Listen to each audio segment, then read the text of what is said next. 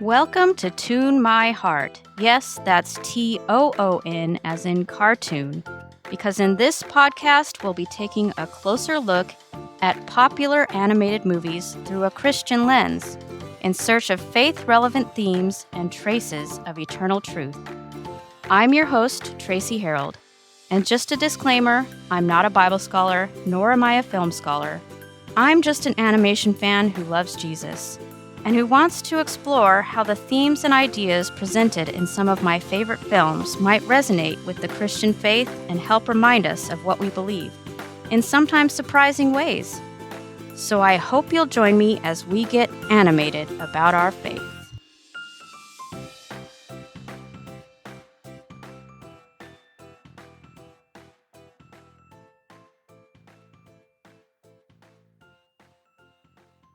Hello, and welcome to another episode of Toon My Heart.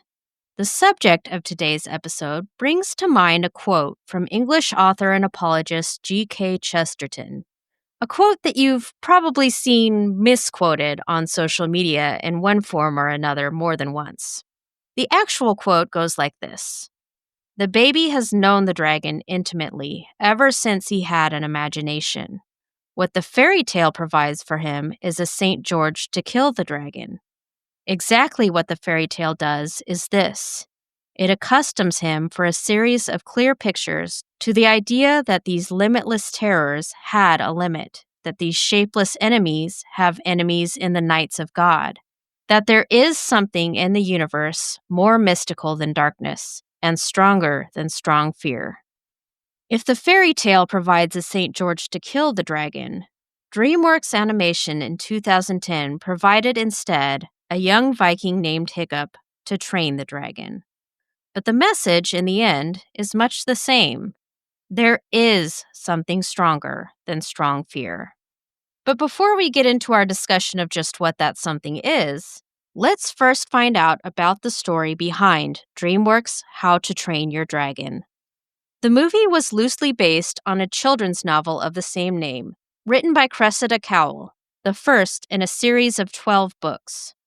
Fresh off the success of Over the Hedge, producer Bonnie Arnold saw potential in the property and chose it as her next project.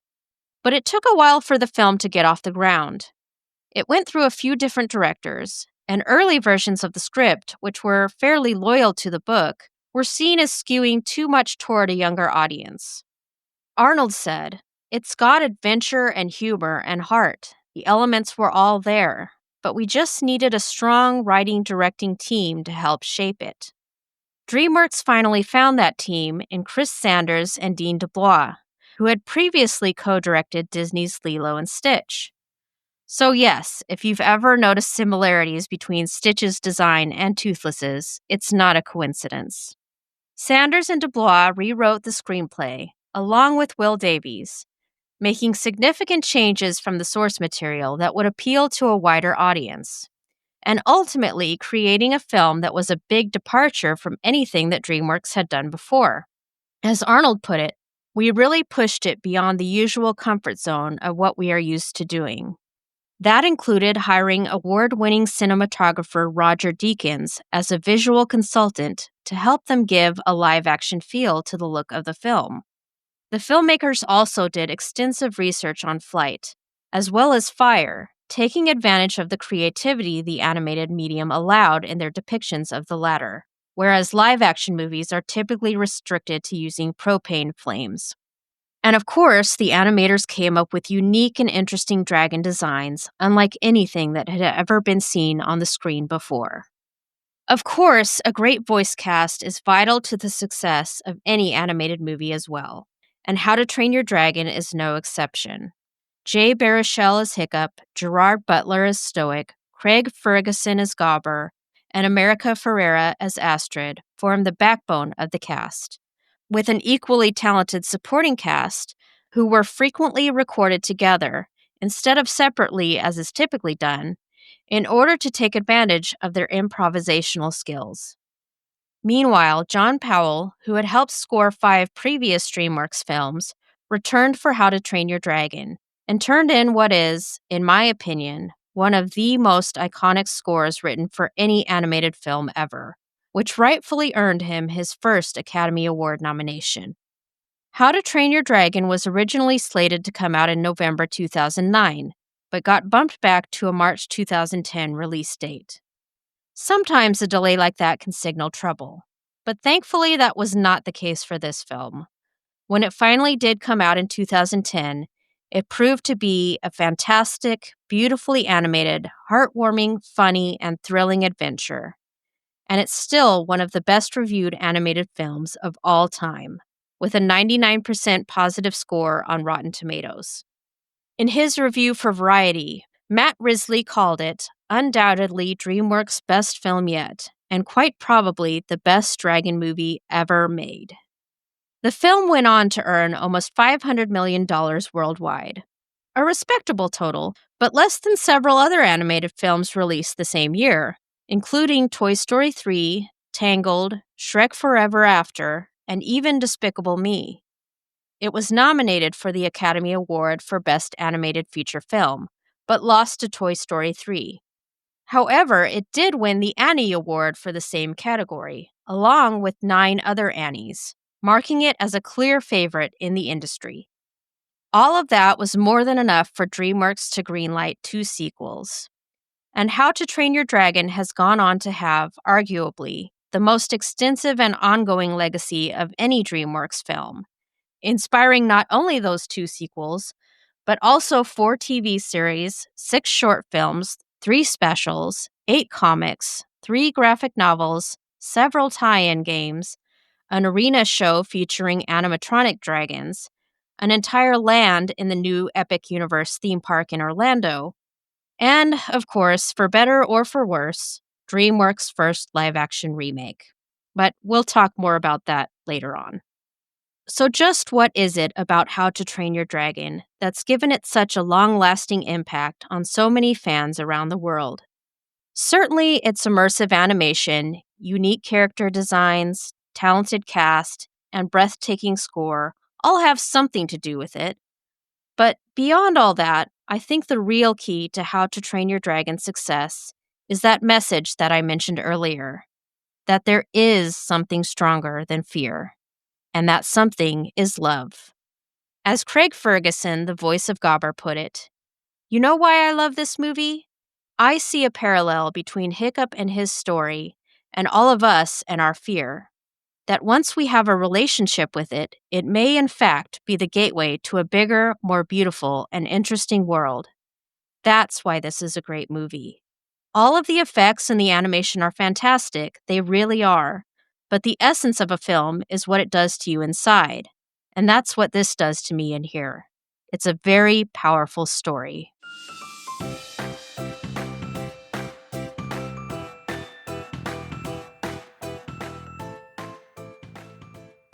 I've got a great guest today, and I'm really excited to share our conversation with you.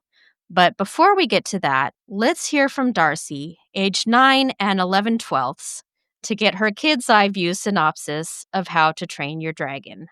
Hi, Darcy. Hi. So today we're talking about How to Train Your Dragon. What do you think of this movie? I really like it because in the beginning, Toothless didn't have any teeth, but then when he was starting eating, he had teeth, and I was like, oh, now I know why he's called Toothless. Okay, can you give us a summary of what happens in How to Train Your Dragon?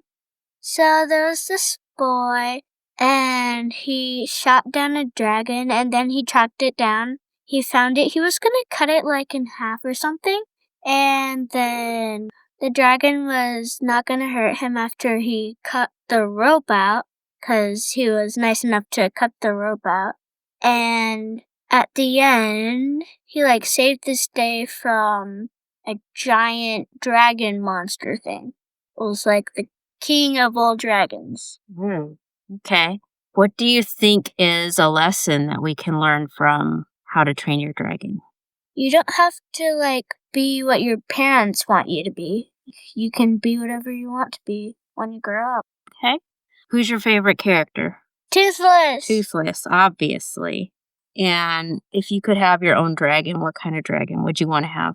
A light fairy. A light fury like Toothless's girlfriend from the third movie? Uh-huh. And what would you name your dragon? Crystal. Crystal. That's a good name for a light fury. Yeah. Okay. What's your favorite part of How to Train Your Dragon, the first movie? My favorite part of the movie is when the boy found Toothless. Okay. Thank you for talking to us about How to Train Your Dragon, Darcy. You're welcome. Bye.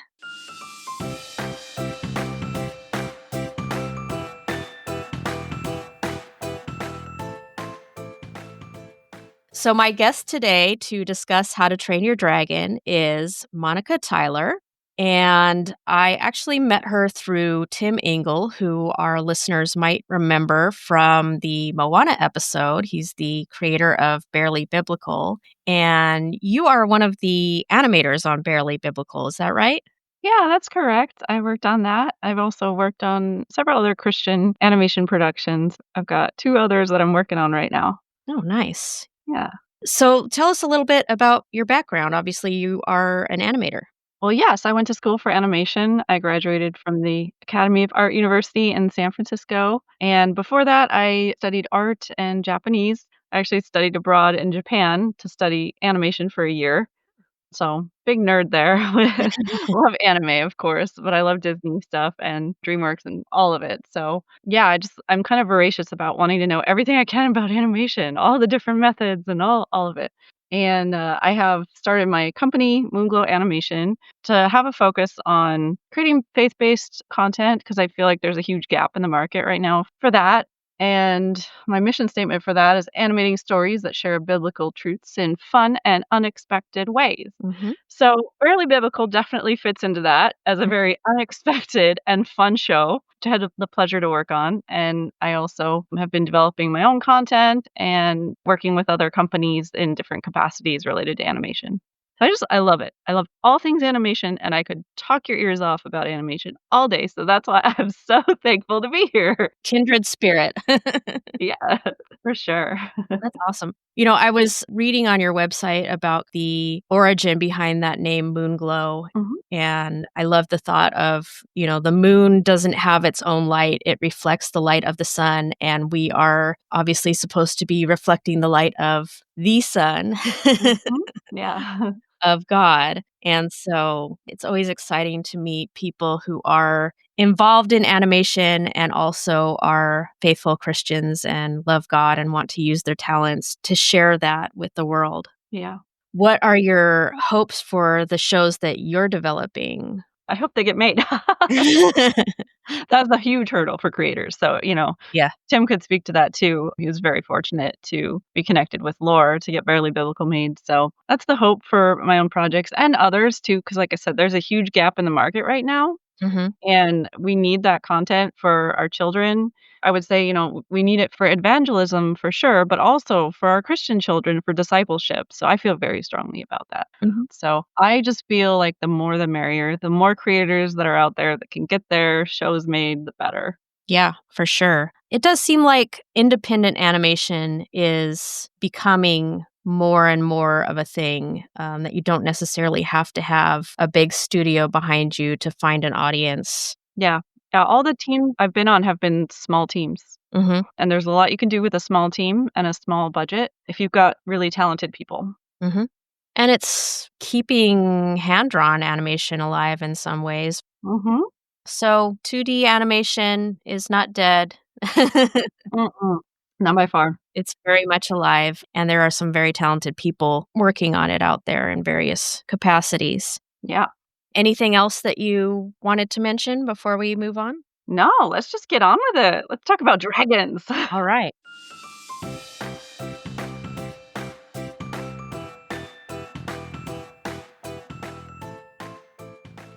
So before we get into our discussion of the animated How to Train Your Dragon, I guess we should address the elephant in the room, or should I say the dragon in the room. By the time that this podcast episode comes out, the live-action remake version of the movie will have arrived in theaters, and it will almost certainly be making a ton of money. In fact, it will be the second live action remake of an animated film previously directed by Chris Sanders and Dean DeBlois. I'm just going to call him Dean from now on because I really struggle with that last name. So, the live action Lilo and Stitch, which they also directed the original Lilo and Stitch, the live action Lilo and Stitch released last month. And from what I've heard, it's on track to make over $1 billion at the box office. Mhm. Interestingly, I think these are also the first two live action remakes to involve the creators of the originals. Sanders returned as the voice of Stitch, and of course, Dean is directing How to Train Your Dragon.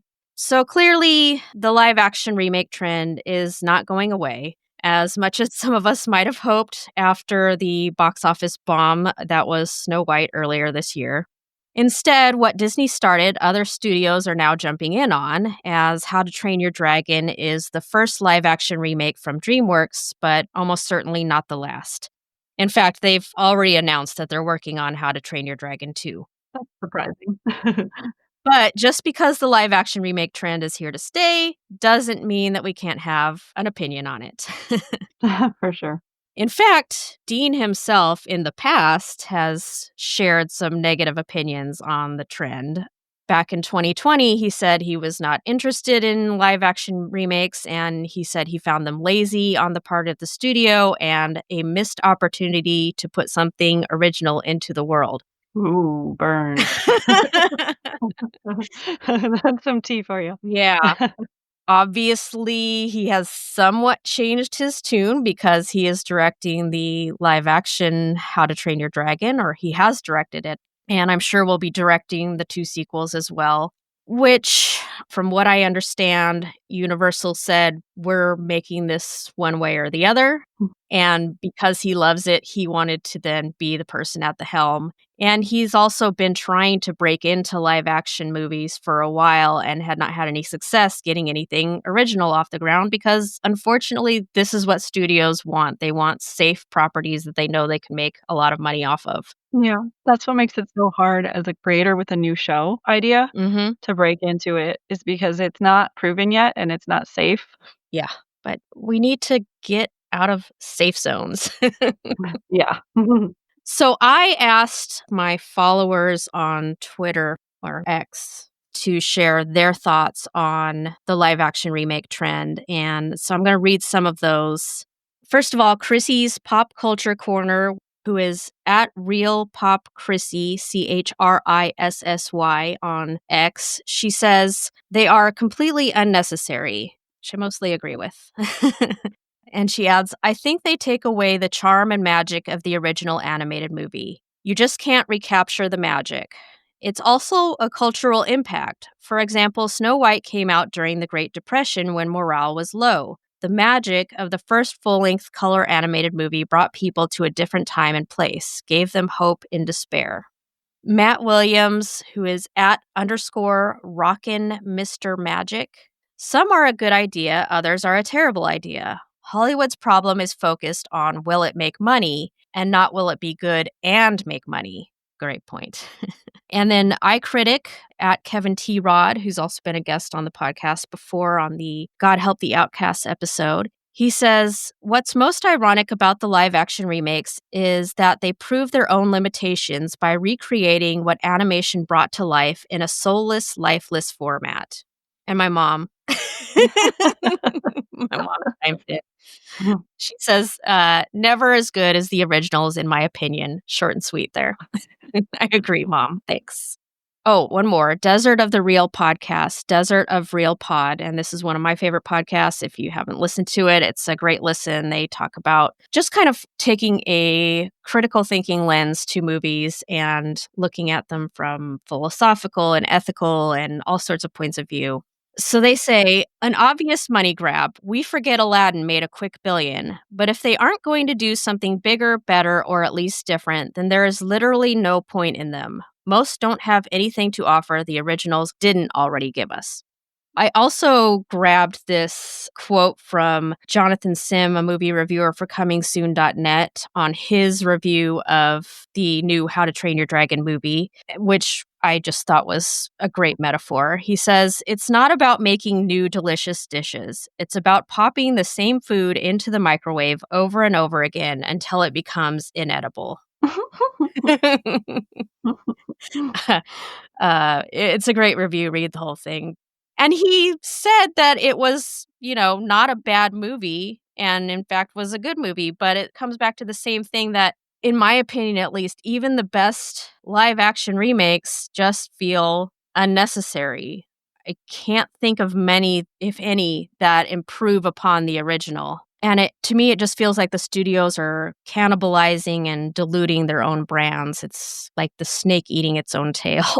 I've heard the excuse given that it's to introduce these stories to a new generation, but the new generations still have the original films. They have the same access to the original films that we do. And there's a reason that in the past we have called these movies timeless classics, because they do hold up for multiple generations and they don't need to be remade or reimagined for the current day.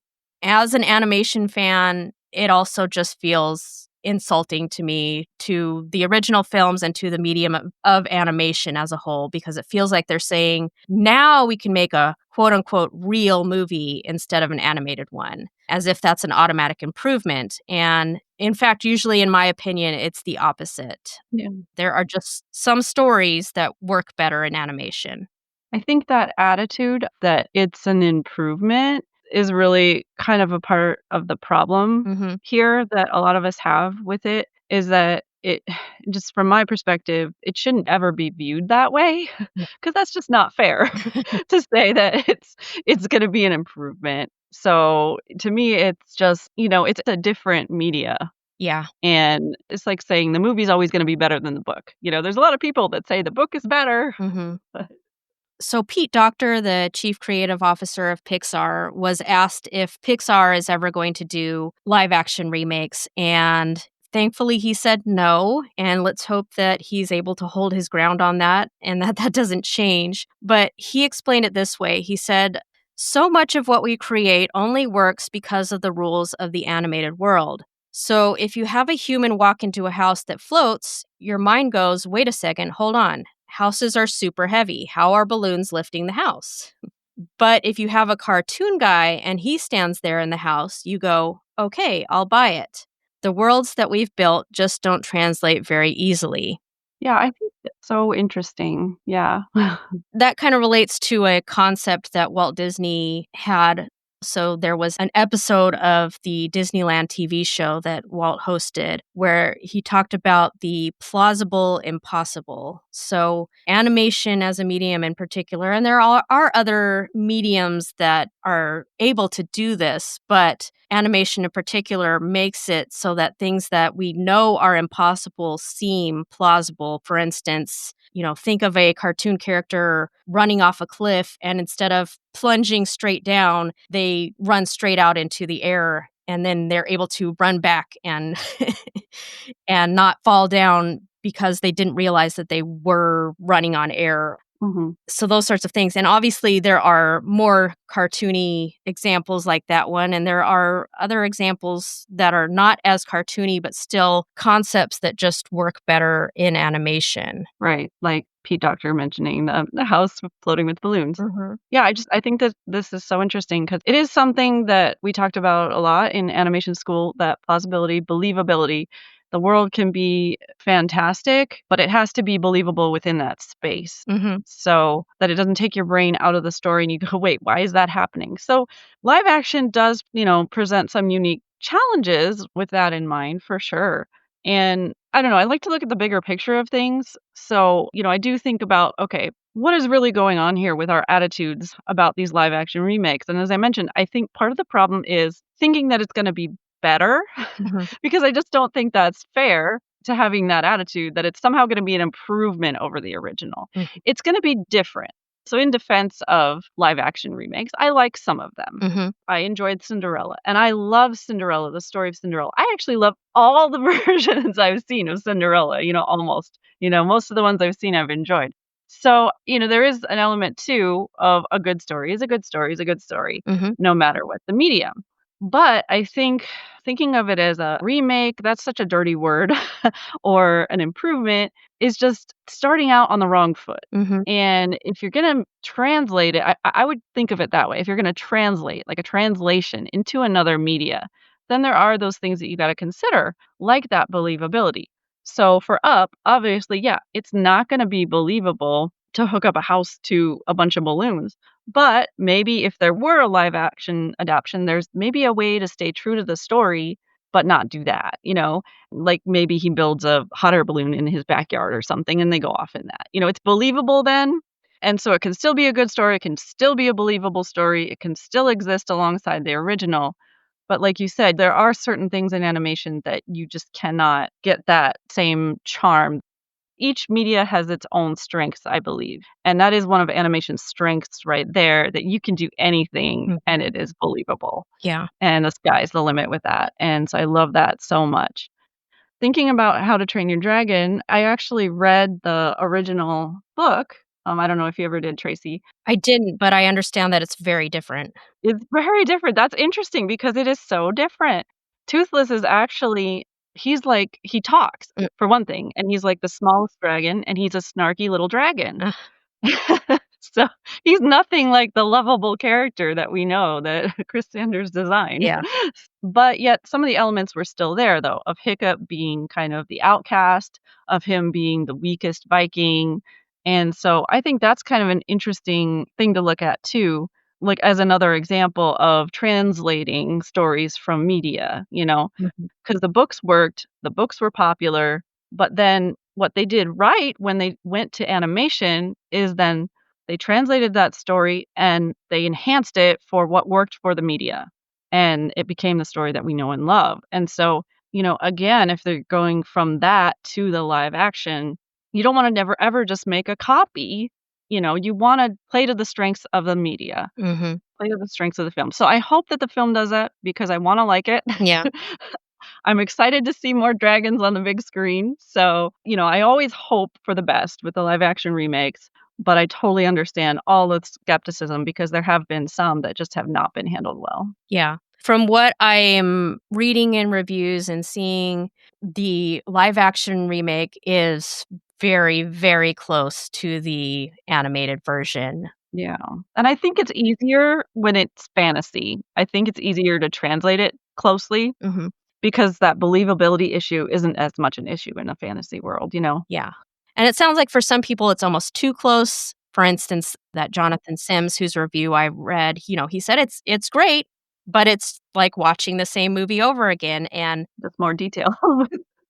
yeah, and even though there are lesser live action adaptations that made changes to the original stories that he didn't like, he respects those more because they at least took risks. Right. But it is that struggle because the original movies are so beloved Mhm. that there are people who don't want anything changed and want it to be just a straight up shot for shot remake and will be unhappy with any changes. Yeah. And then at the same time, there is that, okay, what was the point of this if it is a shot for shot remake?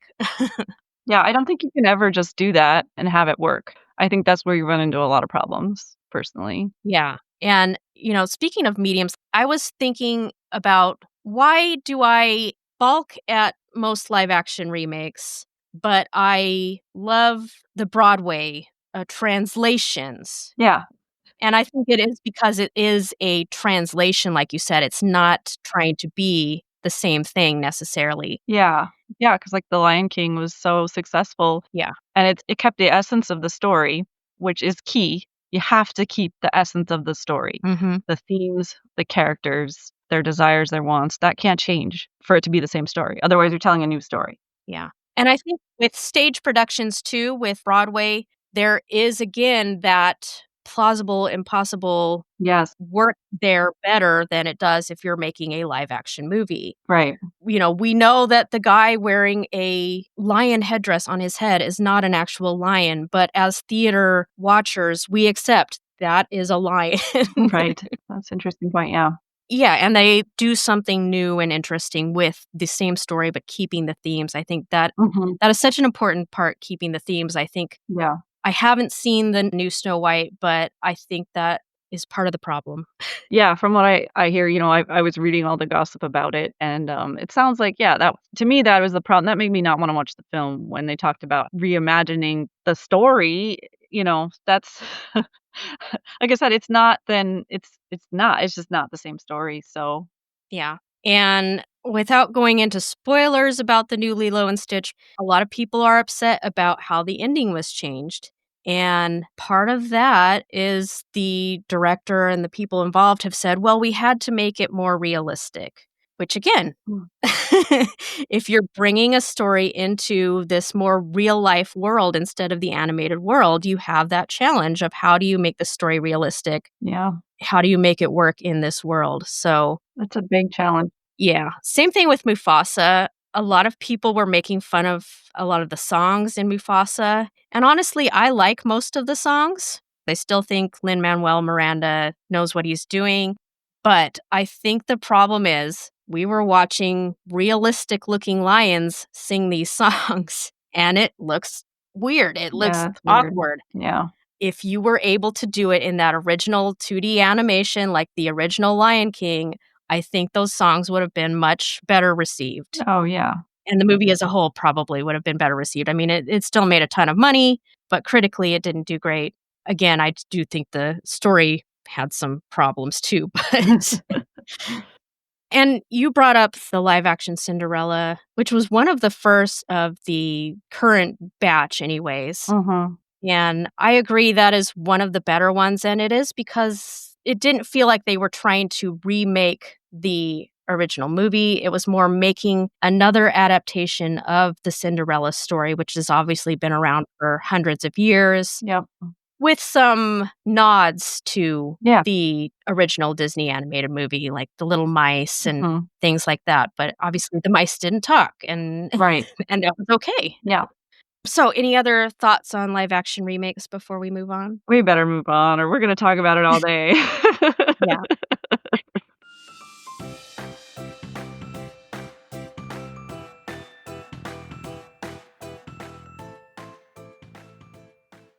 The next section is what I call Why Is This Not a Christian Movie? Mm. And it's just addressing any elements in the film that Christians might object to so that we get those out of the way at the beginning and then we can move on to talking about how much we love the movie. So, the first objection that I would expect that Christians might have is that while we don't see the characters engage in any sort of religious practices that I can recall, Mm. we do hear references to Old Norse mythology, characters referring to gods and Thor and Odin. I think they say things like, Odin help us and praise Thor and things like that. So, that being obviously a different belief set and a different worldview from the Christian worldview and the one true God. But as we discussed in the Moana episode, there is a difference between a movie depicting a particular religion or culture that is outside of Christianity and a movie inviting us to participate in that religion or culture. Right. And I think that we can definitely say that How to Train Your Dragon is not trying to encourage us to worship Odin or Thor.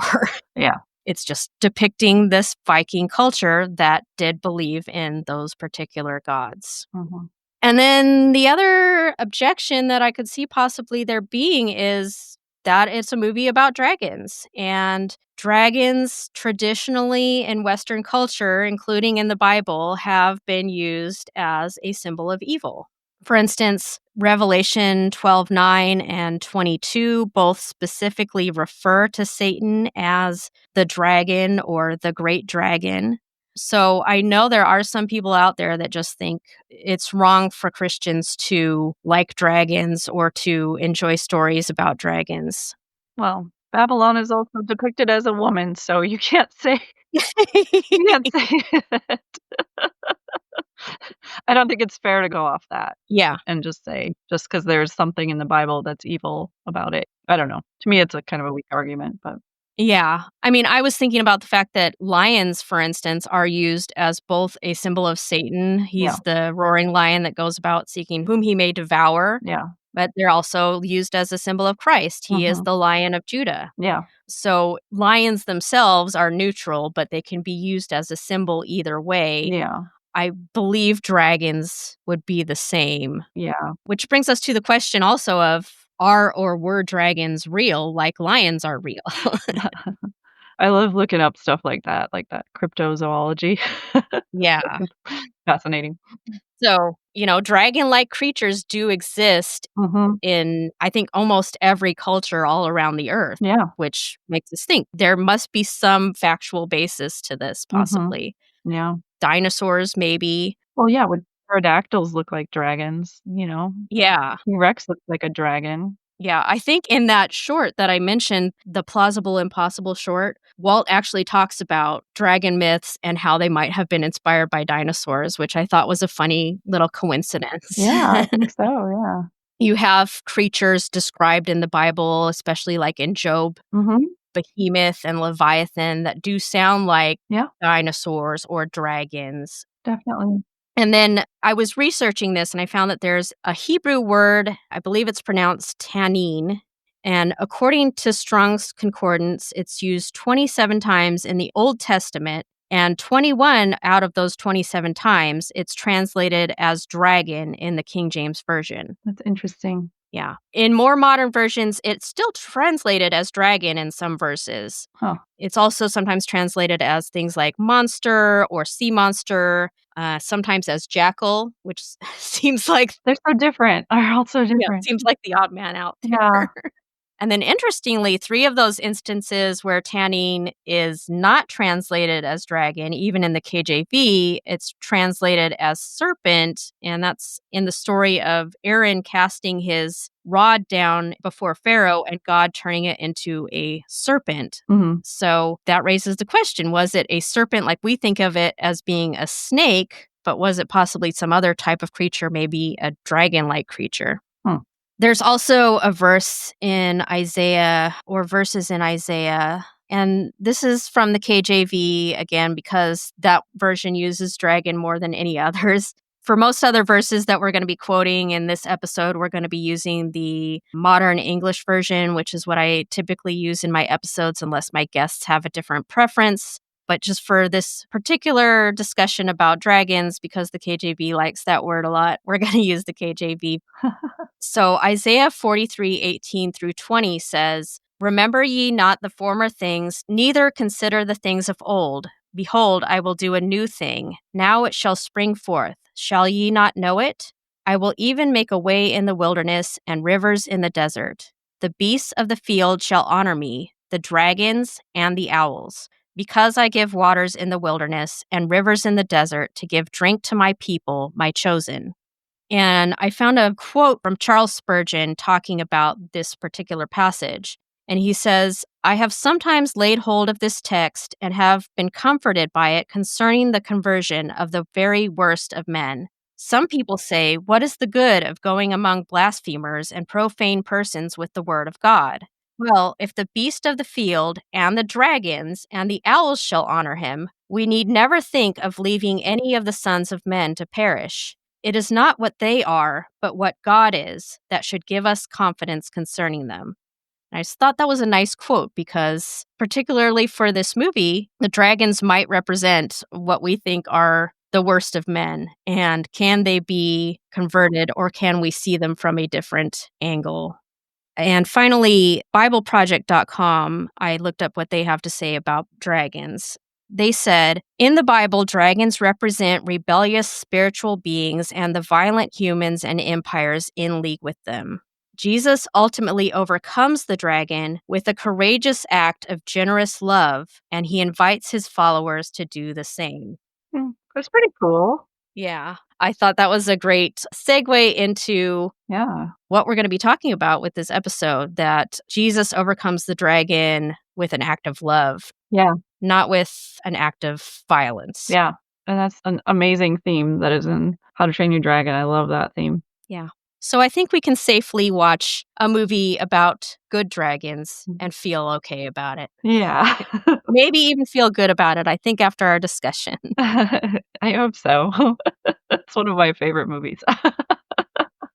It's amazing, and my appreciation for it has deepened with studying for this episode, and I think, it's just a great movie. Yeah, for sure.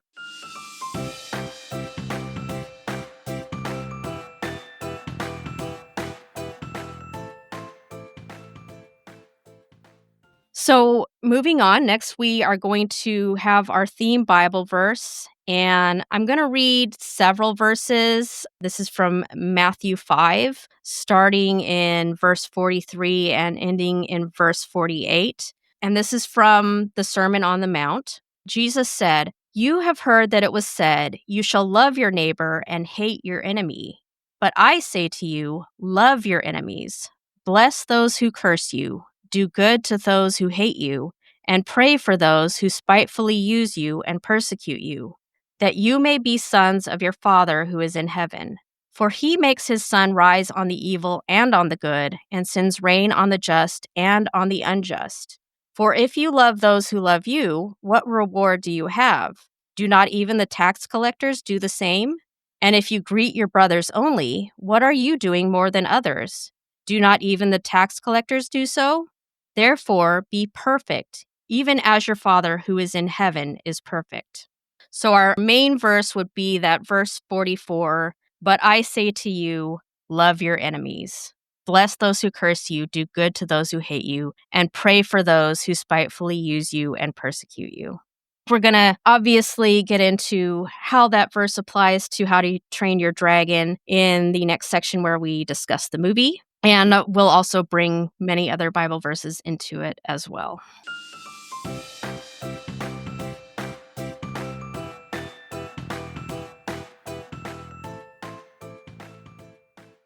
All right, so getting into the actual movie itself, we start out being introduced to the Isle of Berk, and Hiccup is our narrator, and he says it's 12 days north of hopeless and a few degrees south of freezing to death. It's located solidly on the meridian of misery. So Great line. things don't sound great there. Don't you wanna move there? Yeah, no. I mean, I wanna go to Universal and see it, but and then we're introduced to the only people stubborn and tough enough to live on this island, and that is the Vikings of Berk. And the prime example of a Viking is their chief, Stoic the Vast. And Hiccup describes him this way: he can crush mountains, level forests, tame seas. He is this quintessential, strong, mighty, unstoppable force. Mhm. And then it's kind of revealed towards the end of the opening scene, right, that Hiccup, his opposite, is his son. Yes. And he is, yeah, very much the opposite, like you said, very unlike every other Viking. He's small, he's weak, he's gangly, maybe clumsy. Mhm. He's not a warrior. He is, as we'll see later on in the movie, he's more of an artist and an inventor. Everyone, including his father, is telling him, "Get back inside. We don't want you out here." They do not believe in him. Yeah, definitely the underdog and the outcast. Yeah. And even his father says from the time he could crawl, he's been different, Mhm. not in a good way. Mhm. He says every time you step outside, disaster falls. And he's relegated to working in the blacksmith shop with Gobber. And Gobber tells him, "Stop trying so hard to be something that you're not." But Hiccup very much wants to be something that he's not. He wants to be like all of the other Vikings, and he wants to earn their respect. Yeah, I mean, who doesn't wanna fit in, right? Yeah. And in their culture, the way to do that is to kill a dragon. He says killing a dragon is everything around here. So that is his goal. And he wants to kill the most prestigious dragon that you could kill, which is the Night Fury. So he's got this contraption to shoot down a Night Fury with. So, looking at Hiccup as a character, and as you said, this outcast, this character who doesn't fit in, is weak, nobody respects him, makes me think of 1 Corinthians 1:27. But God has chosen the foolish things of the world to confound the wise. God has chosen the weak things of the world to confound the things which are mighty. Yeah, that's a great verse for that. So we may feel like we are weak, like we are lesser than, or that we don't fit in. God delights in using those types of people. Right, yeah, like David and Goliath. Yeah. Hiccup doesn't realize it yet, but his strength actually lies in the fact that he is different and that he is an outsider. Mhm. He doesn't fit into the existing cultural system of his village, but that is precisely what will give him the power to change that culture from the outside in. Yeah. Honestly, I see a lot of parallels with Hiccup in the beginning here and just life as a Christian, Mhm. because Christians, we are often the outcasts, and our views of loving one another and, are not popular views. Yeah. We are not supposed to fit in with the rest of the world, right? Yeah. We are supposed to be different. We are supposed to be salt and light, Mhm. and sometimes that's not seen in a positive way by the rest of the world. Yeah. And that's hard. It is, yeah. Like you said, we all want to fit in. Mhm. That's a natural human instinct. Yeah.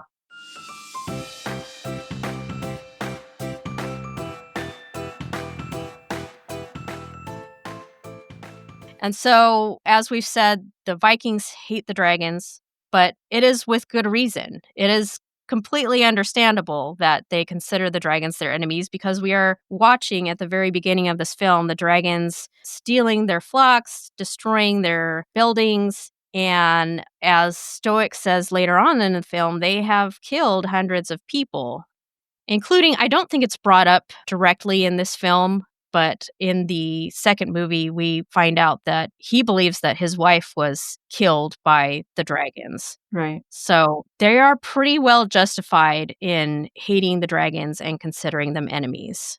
What Hiccup ends up doing by befriending a dragon, I think we can easily lose sight of how radical that is. Mhm, right. So it makes it even more striking that when Hiccup does have that opportunity to kill the Night Fury that he has shot down, which would make him an instant hero with his village, just like he has always wanted, he is unable or unwilling to do it. Yeah. I think he would say unable. Later on, it's more unwilling. Yeah. He looks into Toothless's eyes, and instead of feeling hatred like any other Viking would do, he feels compassion. Instead of feeling proud of doing this damage to this dragon, he feels guilty for it. He says, I did this. He doesn't feel triumphant, he feels regret. And so he sets him free. Mhm. And he sees that inability to kill as a weakness, Yeah. but it is actually a strength. And again, our theme verse is from Matthew 5 from the Sermon on the Mount. There are a lot of famous verses from the Sermon on the Mount, obviously, but in particular, the Beatitudes that Jesus tells us, there are a few of them that I think we could apply to Hiccup. Blessed are the meek, for they shall inherit the earth. Mhm. Blessed are the merciful, for they shall obtain mercy. Oh, yeah. Blessed are the peacemakers, for they shall be called the sons of God. Yeah. And again, those are all things that his culture and our culture too does not really respect. Yeah. We don't respect meekness and mercy and peacemaking. Yeah. But Jesus was really telling us, I want you to turn the culture on its head. I want you to do things differently and be different from the world. Mhm. So that blessed are the merciful, for they shall obtain mercy. We see that in action because after he frees Toothless, Toothless has the opportunity to kill him, Mhm. and he doesn't. Instead, he runs off into the forest. So Hiccup tries to tell his father that he can't kill dragons, but Stoic isn't listening. He gives him an axe and he says, when you carry this axe, you carry all of us with you, which means you walk like us, you talk like us, you think like us. And it's funny because he's, struggling to hold up this axe. I think it falls down to the ground because it's so heavy. What a great visual along with those words that Stoic is saying Yeah. of those cultural and generational expectations and pressure that we have to continue our culture's hate or battles or whatever it is. Mhm. Yeah, I just thought that was such an interesting picture Yeah. of this axe that's so heavy that we are supposed to bear and that we're expected to carry on. And that's echoed later by Astrid, too. She says, "Our parents' war is about to become ours. Figure out which side you're on." So the way that they see it is there's only two sides to choose from. Kind of reminds me of politics, unfortunately. You're either for us or you're against us. There can't be any middle ground. There can't be any compromise. Well, it reminds me of Jesus too. You're either for him or against him. That's true. I mean, there are some things that we do have to take a side on, Yeah. for sure. Mhm.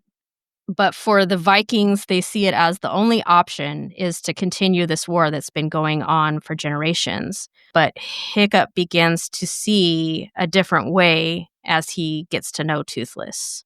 Yeah. Gobber tells him a dragon will always go for the kill, but he realizes Toothless didn't. So there are all of these things that they supposedly know about the dragons, and he begins to question, are those things wrong? And I think that's so important. Sometimes we need to stop and question this received wisdom. Mhm. We have a tendency to vilify our enemies and not see any humanity in them. They are just pure evil. Mhm. For instance, every entry in the Dragon Book says extremely dangerous, kill on sight. Mhm. If you kill them on sight, you have no opportunity to get to know them and find out that they're not extremely dangerous. Well, I think they're still dangerous, Yeah. but it isn't the whole of it. Isn't the Yeah, whole of it. It's half the truth. right. And so as he's beginning to get to know Toothless, he's finding out there is a way to mitigate that danger and have a different relationship than just this kill or be killed relationship. Yeah. But in order to start that relationship, he has to get rid of his knife Yeah. in order to gain Toothless's trust. Yeah. And I thought that was a great picture too. Mhm. You could almost do a whole analysis of just the meaning of weapons in this and how they are used and how they are displayed in this movie Yeah. because he has to lay down his weapon. Yeah. He has to make himself vulnerable in order to love his enemy and begin to form this relationship with the dragon. Yeah. It's scary, and he could have died. Yeah. So there is risk involved. Loving your enemies is not easy. It's not just, it is dangerous. Yeah. It also takes time. Toothless is very wary, and when Hiccup first tries to reach out and touch him, he runs away. But then as they slowly get to know each other, Toothless shares half of his fish with him. Yeah. In an adorably disgusting scene. Yeah. Ugh. He tries to imitate his smile. He tries to draw like him. They are starting to try to understand each other and to communicate, even though they don't speak the same language, obviously. Yeah. I feel like too, as we're watching that scene, like, we're all just falling in love with Toothless, you know? Yes. Just We are Hiccup in yeah, that we're scene. along the journey with him, and yeah, it's one of my favorite scenes. Yeah, it's beautiful. And then, of course, there's that iconic scene where Hiccup reaches out his hand again, but this time he turns his face away and closes his eyes and allows Toothless to come to him. Yeah. Again, making himself vulnerable, Mhm. letting his guard down, and Toothless does then Mhm. meet him halfway, and that's just such a beautiful moment. Yep. Movie magic. Yeah, another thing I noticed from that scene too, in regards to Hiccup's relationship, to Toothless is when they're enemies, the result of sin. I was just kind of thinking about the parallels to that. When they're enemies, when Hiccup isn't doing the right thing, when he's not following the path of, loving his enemy, Mhm. it results in harm. It results in Toothless's tail getting damaged. It has, like, serious consequences that are irreversible, Yeah. and Toothless was forever changed. So that reminds me about of our sin, how that can really, when we're not following God, when we're not loving our enemy, the result is sin, and we can really be hurting people But when we are following God, he can turn it into something new and beautiful, like what their relationship comes later on in the movie. Mhm. So with God, all things are possible, right? I'm just gonna throw an extra verse in there, but Yeah. Yeah, that's a great thought, and, like you said, the harm that has been done to Toothless is irreversible. Mhm, There's nothing that can be done to put him back to the way that he was, but God is able to make something beautiful out of that, and in this case, Hiccup and Toothless are able to make something beautiful out of that mhm, by following this way of love rather than hatred. yeah, So sometimes the effects of our sin will have permanent consequences. mhm, Don't let that discourage you from moving on and doing what is right moving forward. yeah, you'll be changed, but God can still do an amazing work in you for sure. So yeah, that's encouraging. Yeah. And when Gobber says a downed dragon is a dead dragon, that's when I think it really comes home for Hiccup. Yeah, The damage that he's done to Toothless that has real consequences. mhm, And he wants to find a way to fix it and to make amends, you might say. yeah.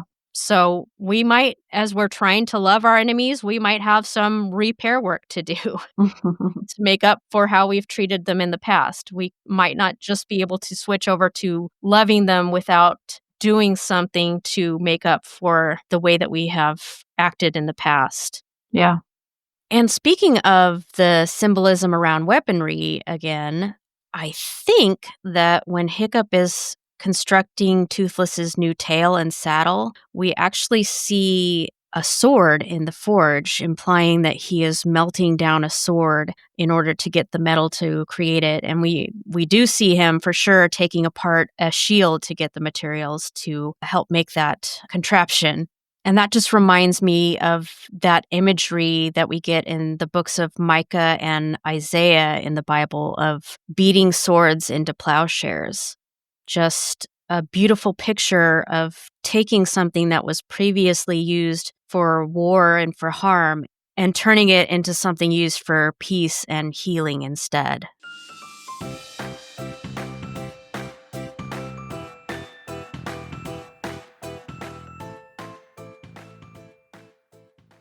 And I thought too, like, Toothless at the beginning, he doesn't understand what Hiccup is trying to do when he's trying to put this prosthetic tail on him and put the saddle on him. yep, He resists it, and I think when we're trying to love our enemies and we're trying to help them, they might not understand it either, and they might resist it.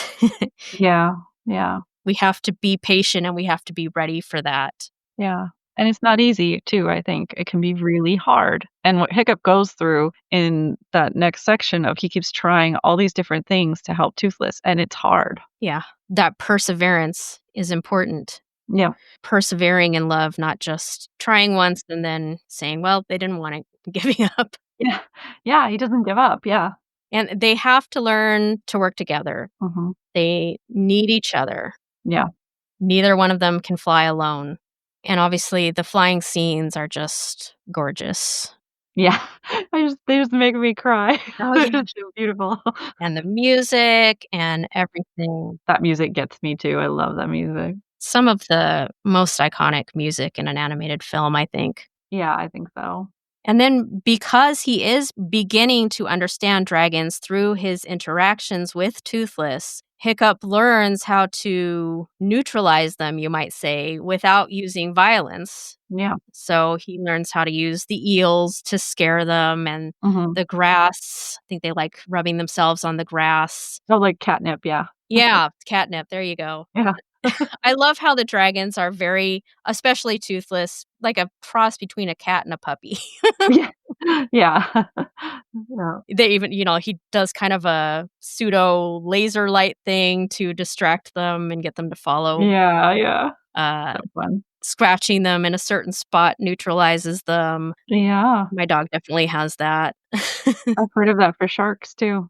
Oh, yeah, that's a good Yeah, point. And he says, everything we know about you guys is wrong. yeah. So when you love your enemy, they might stop being your enemy. Yeah. You never know. They might still be your enemy for life, but love has the potential to change them Mhm. and to change you. Yeah. It really goes both ways. Hiccup is learning and Toothless is being domesticated, you might say. So it's like horse taming.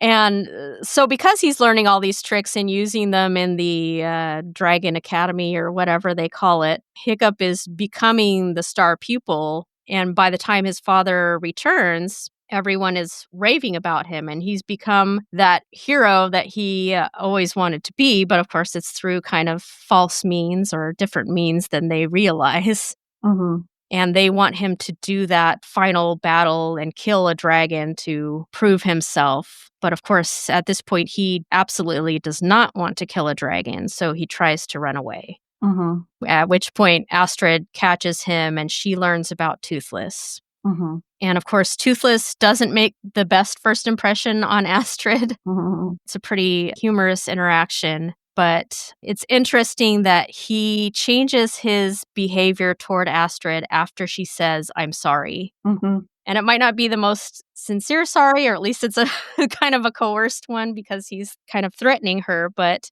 And she's laid down her weapon too. yeah, I think it's more symbolism of the weapons too. She's also not picked up her arms again. that's a good point.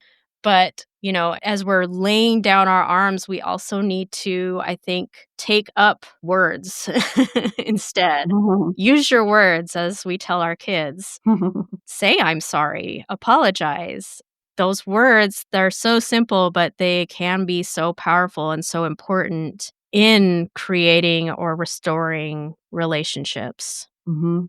And so, as they are flying on this romantic flight on Toothless, they get drawn to the nest of, I believe it's called the Red Death, the giant dragon that they find out has been controlling all of the others. It's the one that's causing them to go out and steal food and sheep and things like that to come, not to feed themselves, but to feed it. Mhm.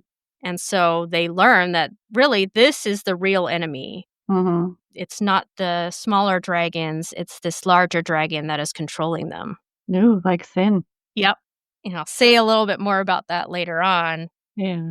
I keep seeing all these parallels to that, in this movie, Yeah. to sinning and to Christians and and Jesus. There's so many, like, little allegorical elements you can take away from it. Yeah, there's so much that you can draw out. Mhm. When you have a good movie, there's so much that you can dig into with it and so much that you can see in it. Yeah, this is one of those. It's just the more that we talk about it and I think about it, the more little nuggets I feel like I find, like, "Ooh, this is like that," and, "Ooh, this is like that."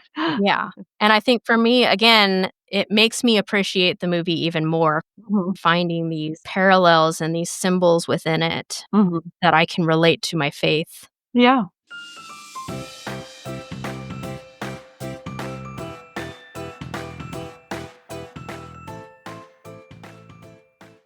So they return to Berk, and Hiccup is expected to go into the arena and kill a dragon. His father says, "Today he becomes one of us." He's so proud. And I thought that was interesting. He becomes one of us by killing. Their whole identity is based on their hatred for these dragons and on killing these dragons. Mhm. And again, that's understandable Mhm. because the dragons have been making their lives miserable and difficult. Mhm. But when our hatred of others becomes our identity or a key facet of our identity, that is definitely a problem. That is not the way that Jesus told us. In fact, Jesus said in Matthew 26:52, "All those who take up the sword will perish by the sword." Mhm. So again, kind of pointing out that vicious cycle Mhm. of killing and being killed for centuries. Mhm. It made me think of one of the most famous quotes from Martin Luther King Jr. "Darkness cannot drive out darkness. Only light can do that. Hate cannot drive out hate. Only love can do that. Hate multiplies hate. Violence multiplies violence. And toughness multiplies toughness in a descending spiral of destruction." Mhm. And he goes on to say, "The chain reaction of evil, hate begetting hate, wars producing more wars, must be broken, or we will be plunged into the dark abyss of annihilation." And so Hiccup is trying to break that chain, that cycle. Yeah. This makes me think of another verse as we overcome evil with good. Yes, yes. Romans 12:21. Do not be overcome by evil, but overcome evil with good. Yeah, that's a great point. Yeah. Cannot overcome evil by becoming what you hate. Right. Right.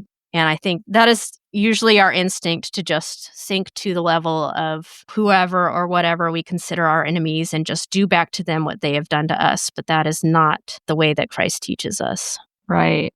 Another thing that came to my mind just as you were talking about it. So I see a lot of parallels with Hiccup and our Christian faith and Hiccup, even as kind of symbolically like similar in some ways to a Jesus character, although he's not like a straight up Jesus allegory. Hmm. I can see some moments in the film where he kind of can be allegorical to Jesus. Yeah. And I just thought this when he is supposed to kill that dragon, he does not meet their expectations. It just reminded me of Jesus Mm, before his crucifixion when he was, supposed to come as the conquering hero with the Palm Sunday, and he didn't meet people's expectations. yeah. He didn't come and he didn't take over at that point. So I just thought that was an interesting parallel. So here, Hiccup is not meeting expectations of the world. Yeah. He's doing it differently. And I think too, after he decides to love Toothless and not kill, then he's put to the test. Hmm. Really, like I said, I find this similar to even just our walk as Christians. Sometimes we are met with challenges that test our faith. Even Jesus, went for 40 days into the wilderness and was tested. Mm, So Hiccup is put to the test then, and he has to make a decision. Is he going to keep loving, keep choosing to not kill? hmm. And I feel like that's the point of no return for him is this final kind of exam scene where he's kind of already decided, but then he takes a leap of faith, putting it in action in front of everybody. Yeah. Like his whole village is gonna see what happens here. So there's no going back from that. Yeah. The words are very easy, and sometimes doing it in private is fairly easy. But when you have to make it public and take a stand like that, Mhm. that's when the rubber hits the road, right? Mhm. Like you said, that is his point of no return. He has to make a decision. Is he going to keep going down this path of love, or is he going to give in to what his culture and his father and everyone else is pressuring him to do? Yeah. And we have a lot of moments of tests like that, and I don't always pass the test. Thankfully, there's grace for when we don't, Yeah. but there's also strength to help us pass it. Mhm. And so in the arena, like we were talking about, weapons have that symbolism in this movie. He throws down his weapons. He even throws down his helmet. Mhm. So he is making himself completely vulnerable. And he says to the dragon, I'm not one of them, Mhm. which is such a powerful moment. We really see how far this character has come from the boy at the beginning of the movie who said, I just want to be one of you guys. Yeah. And he tries to explain to his father and to the other Vikings, the dragons are not what we think they are. We don't have to kill them. But of course, they're just not listening, and things go wrong. And the dragon threatens him. And when Toothless tries to come to his rescue, he is trapped by the other Vikings. And as Hiccup tries to defend him and to explain things to his father, he lets it slip about how they have to bring food back to the nest of the Red Death. And Stoic decides that he's going to use Toothless now to guide them to that nest, just ignoring his son's objections and ignoring what Hiccup has to say. Mhm. He has not been converted yet Mhm. to this way of love. He still sees only two sides. He has an us versus them mentality. Yep. And so, since Hiccup has chosen to be on the side of the dragons, he basically disowns him. Mhm. He says, you're not a Viking and you're not my son. So, there can be a high cost for doing the right thing, as we see here. Yeah. So after Stoic and the other adults leave the island to go pursue this quest against the nest of the dragons, Astrid asks Hiccup why he didn't kill Toothless. And she says the rest of us would have done it. Mhm. And Hiccup thinks that she's asking him, why were you weak? But she's really asking him, why were you strong? He says, I was a coward. I was weak. I wouldn't kill a dragon. And she points out there that he said wouldn't this time. He didn't say couldn't. Mhm. He's acknowledging that he made a choice. It wasn't weakness, it was a choice. Mhm. He says 300 years and I'm the first Viking who wouldn't kill a dragon. And she says, first to ride one though. Yeah. Such a beautiful scene too, that one. I love all those moments with Astrid. Yeah, it's a great interaction. I love Hiccup and Astrid. They're so cute. Yeah. Yeah. So again, she has realized that his being different from everyone else isn't a weakness, it's a strength. Mhm. His being too weak, quote unquote, to kill the dragon is what led to him having the ability to ride a dragon, Yeah. something that no one else has ever done. And then Hiccup says, I wouldn't kill him because he looked as frightened as I was. I looked at him and I saw myself. And I was thinking about that and I was thinking, maybe that's part of what Jesus meant when he said we need to love our neighbor as ourselves. Mhm. We need to see ourselves in them, find a way to relate to them and really see them. And maybe the best way to do that is by seeing ourselves in them first. Mhm. Not our presuppositions about them or even the outward appearance that they present, because, the dragons are very fierce, even Toothless. Yeah. He's very fierce and frightening, Yeah. but seeing through that to the real, and, we're not just talking about dragons here. We're using dragons as a metaphor for people, if that wasn't clear earlier. Yeah. We need to see ourselves in them, but even more so, we need to see them as God sees them. We need to realize with human beings, not dragons, that they are made in the image of God just as we are, Yeah. and that they are loved and treasured and valued by God, no matter what they've done, no matter who they are. Jesus died for them just like he died for us. Yeah. So then Hiccup and Astrid kind of rally the other young people, and we see something that I think is probably true in real life a lot of the times, which is that young people are more willing to listen and change. They're less set in their ways. Yeah, so the next thing we see, after Hiccup and Astrid's scene, well, what are you gonna do about it? Hiccup says something, I forget, he says, like, something crazy, Yeah. and the next scene is the one where he gets all the other Viking youths in on it and teaches them how to train dragons too. So again, I'm seeing a parallel here where, if Hiccup is like a Jesus character, he's now kind of getting his first disciples, like Astrid and the other youths are now learning from him how to do this. And so I think that is just really cool to see that parallel, because we're to do that too. We're also to make disciples in this way of loving one another.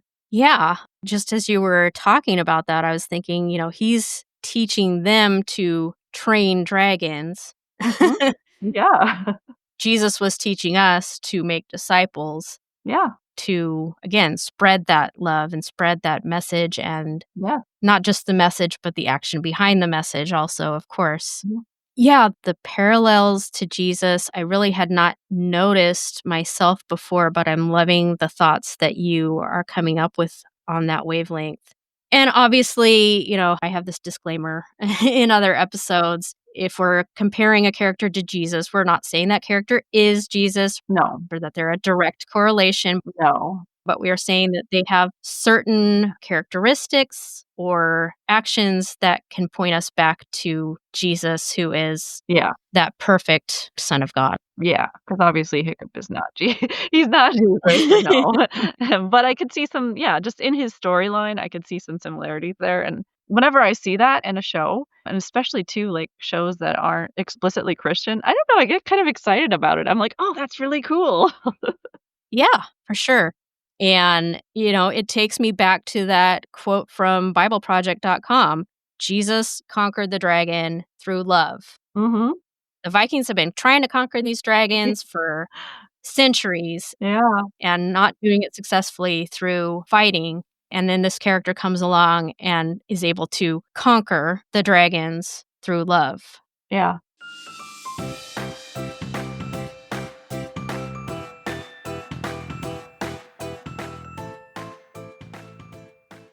Stoic, on the other hand, is still in dragons are the enemy mode. He is still blinded by hate. And so, despite Hiccup trying to warn him against it, he attacks the mountain that Toothless has led them to, where the dragon's nest is.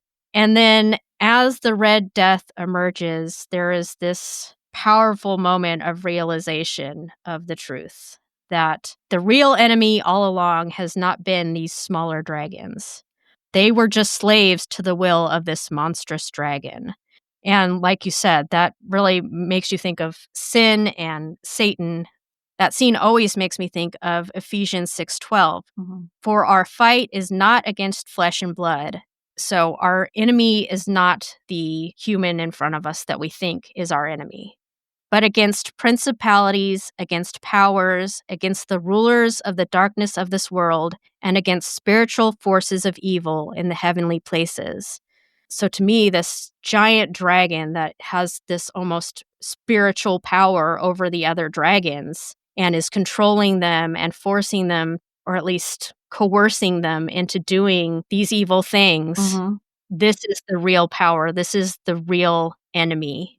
And we need to realize also who the real enemy ultimately is. Yeah, it's sin. The real enemy both of us Yeah. and of the people that we think are our enemies, Yeah. because they are perhaps being deceived and being controlled by that real enemy like the dragons are.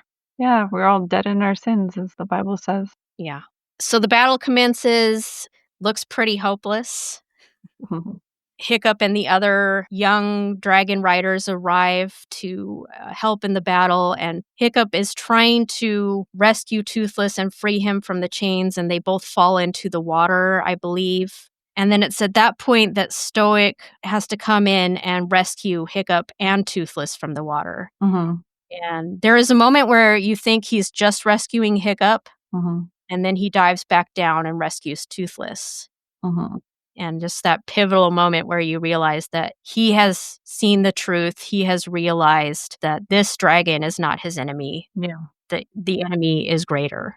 Yeah. And it takes incredible physical strength to free Toothless from the chains. That strength that Hiccup was so admiring of at the beginning of the movie. But to me, he shows even more strength when he then says, "I'm sorry." And he also says, "I'm proud to call you my son." So letting Hiccup know, I apologize, I was wrong, and I'm proud of you. And again, words are so important. Sometimes we think that we don't need to say the words, but we do. So in the aftermath of the battle, and we know, they conquer the Red Death, but they also plunge down to earth. And so when Stoic finds Toothless, but he doesn't see Hiccup, he assumes that Hiccup has died. And what's interesting to me is he says, "I did this," which we remember Hiccup saying earlier in the film when he found Toothless after shooting him down. Oh, yeah. So it's again recognizing those consequences of sin Yeah. and taking responsibility for them. Yeah. And he also says, "I'm so sorry," again. He says it to Toothless, kind of. I think he's saying it to his son, but he's also saying it to Toothless and maybe to himself. And then it's at that point that Toothless opens up his wings and reveals that Hiccup has been sheltered there and is alive. And again, the importance of words, he says to the dragon, this time definitely speaking to the dragon, "Thank you for saving my son." And I'm usually not a fan of what I would call fake out deaths in animation, where they think the character's dead and they're crying, and then, oh, look, they're perfectly fine. But I think this one is the example of how to do it right. Yeah. Yeah, definitely. I think it's spot on. I also kind of noticed more symbolism here that, at the end of this big battle, when Hiccup seems to die, it's as if he's wrapped in the arms of death, because he's literally wrapped around the Night Fury, which used to be the symbol of death Yeah. to the Vikings. And it's almost like as if Hiccup's kind of in a tomb there. And then Hiccup is revealed to not be dead. It's like, oh, here's another Jesus parallel here that I see. He was in the tomb, but he is not dead. He is risen. Yeah. Right? And I love this too, because it's a triumphant moment. We are all so happy Mhm. because it is done right, like you said. We get that emotional payoff of he did it, he survived. Even his father is now accepting of the dragons. So now it's almost like ushering in a new age that they're no longer dead in their sins, but they're now being, symbolically, they're now being united, the dragons and Vikings. And yeah, it just kind of brings me into, the end of the movie. Spoilers here. Obviously, this whole thing is spoilers. But, it reminds me of looking forward to Revelation, how there's a new heaven and a new earth, and everything is together. We're together again with God. Yeah. And so just like that, now Berk is changed. The dragons and the Vikings are now together, and it's a new reality, a new age. And yet there's still proof of everything that they went through because Hiccup now has lost a leg and he is forever changed. So he still has that scar, just how Jesus still has, the nails in his hands, that scar. There is that reminder of, the cost of it, that the sin did cost. Yeah. But they're through it now and everything is happy. And like I said, it's a new age. There's dragons. Who wouldn't want to go live there after the first movie? Like, right? Like, Yeah. get your own pet dragon. Heck yeah, I'm in for that. Yeah, and that's part of what I really appreciate about this movie and this, I don't even wanna call it a fake out death, but it's not just, "Oh, he's alright and everything is fine." Yeah. There are real stakes and real consequences, and Mhm. just like Toothless lost part of his tail and was forever changed by that, Hiccup has lost his leg and he's forever changed by that. Yeah. And you see the weight of that. You see him coming to terms with that Mhm. at the end of the movie and realizing that he has lost something. But he's gained so much more. Yes.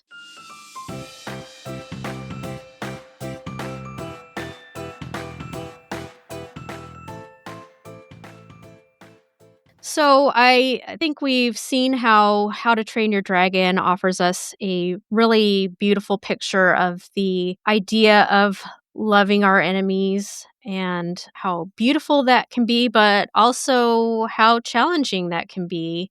It's something that's very easy to say, but very difficult to do in reality because it bucks up against our human nature. Mhm. So the question then is how, in reality, because we are not living in a movie with that plausible impossible, Mm. Right. how do we love our enemies? And I think probably the first step to that is that we need to remember that we have the example of Christ because once upon a time we were his enemies and he loved us. Mhm. A couple of verses that speak to that are Romans 5:10, "For if while we were enemies, we were reconciled to God by the death of his son, how much more, being reconciled, shall we be saved by his life?" Mhm. And then another one is Colossians 1:21, "And you who were formerly alienated and enemies in your mind by wicked works, yet now he has reconciled." Yeah.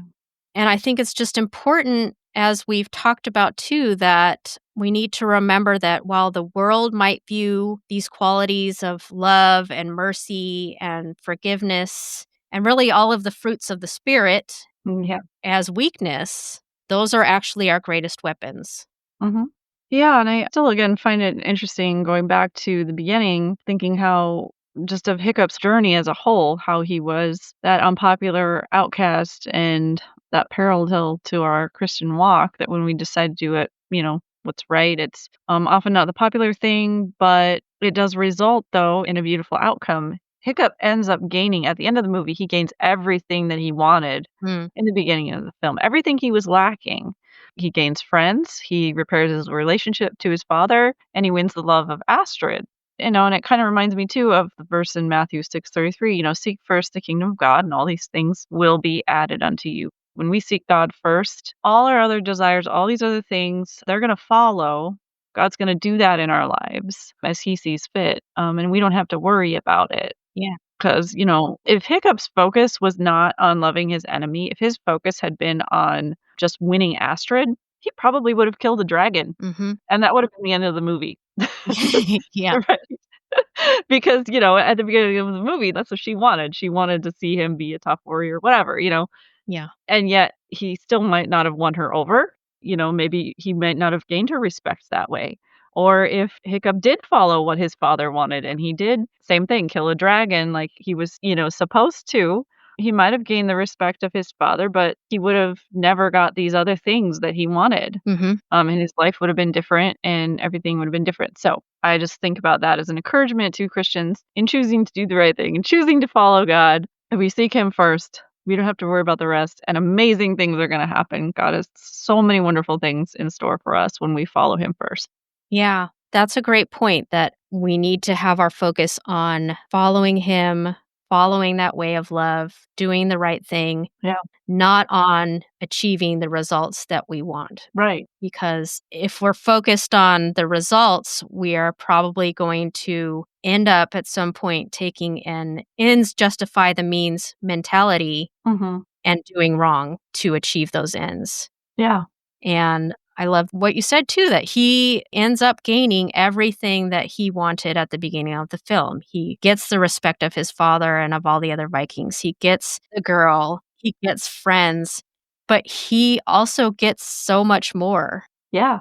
And I think that that's how God works. When we are doing the right thing, he will give us so much more than we can even imagine. Yeah. It might look very different from what we imagined or what we thought we wanted. Mhm. But if we follow his way and seek his kingdom, which is a kingdom of love, you could say, Yeah. then he will take care of what we need. Yeah, amen to that. And pet dragons for everybody. Woo! Yes. I'm still hung up on that. Like, seriously, that is my dream right there. Yeah. I'm right there with you. Yeah.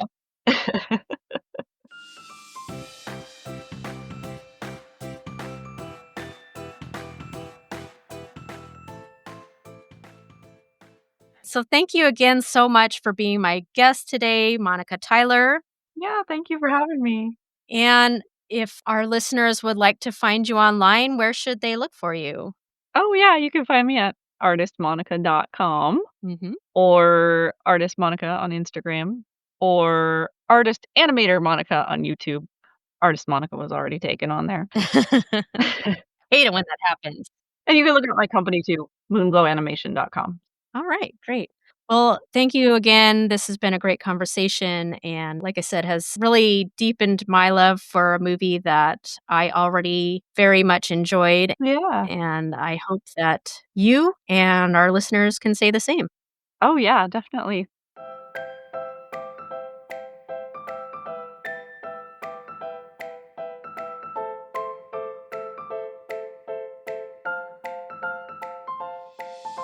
That's it for this episode of Toon My Heart.